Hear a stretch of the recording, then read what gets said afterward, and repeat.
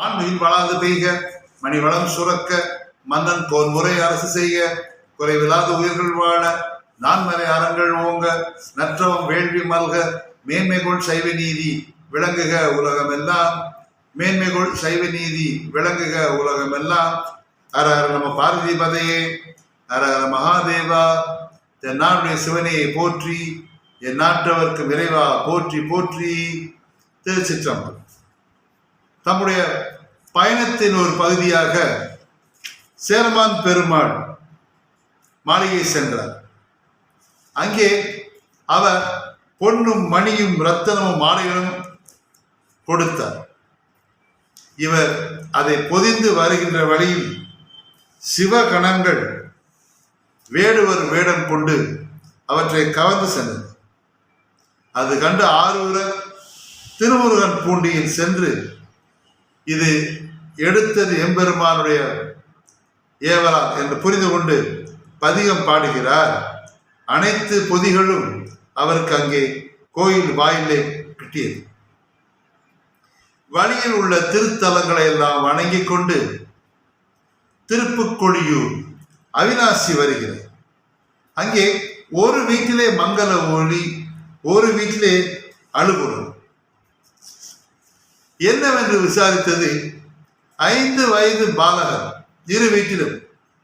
இங்கே மங்கள ஒலி இசை ஒலிக்கின்ற வீட்டிலே அந்த பையனுக்கு உபநயனம் செய்து கொண்டிருக்கிறார்கள். அழுகுறல் வீட்டிலே அதே வயதுடைய பையனை இழந்து தவிக்கிறார்கள். காரணம் என்று வினைய பொழுது அருகில் உள்ள மடுவில் நீராட சென்ற பாலகர்கள் இந்த வீட்டு பையனை ஒரு முதலை விழுங்கிவிட்டது என்பதை அறிந்து கொண்டார் சுந்தரர். நேர மடுவுக்கு வந்தார். முதலையை நோக்கி திருப்பதிகம் பாடினார். அந்த பதிகம் முடியும் முன்பே முதலை வாயிலிருந்து அந்த குழந்தை உயிரோடு வந்தார். வானூர் மலர்மழை பொழிந்தனர், மன்னூர் துதிமொழி பொழிந்தனர். பாமாலையும் மலர் மாலையும் சூழ சுந்தரர் வந்தார். மீண்டும் சேரமான் பெருமாளை கண்டார். அதன் பின்பு பெருமா கோதையாருடன் திருநாவலூரார் திருக்கயிலை பார்ப்போம் என்று எண்ணுகிறார். அதே சமயத்தில் எம்பெருமான் சிவபெருமானும் மண்ணுலகுக்கு சுந்தரரை அனுப்பிய நோக்கம் நிறைவேறியது. 1. பறவையார் சங்கிலியாராக பிறந்தார்களே கமலி அணிந்தியார், அவரை மனம் புரிந்து கொண்டார். சைவ சமயத்தின் மேன்மையை விளக்கினார். திருத்தலங்களை வணங்கினார். சுந்தர தமிழாலே தேவார பாடல்கள் பாடினார். இதுவே மண்ணுலகில் அவர் வந்த நோக்கம்.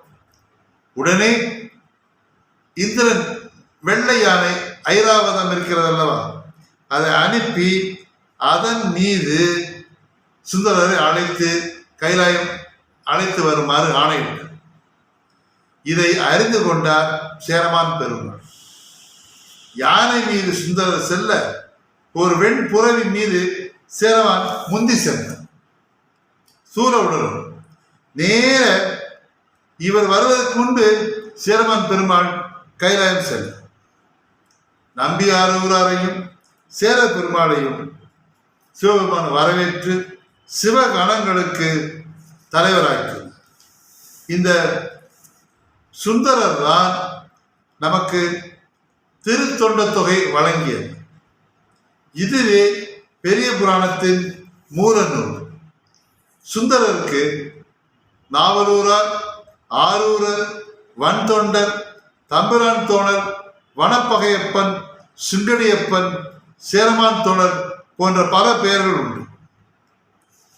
இவர் ஏயர்கொன் கலிக்காம நாயனாருக்கு வாழ்வு கொடுத்தார். சேரமான் பெருமாளுக்கு கைலாயமே. நன்றி, வணக்கம்.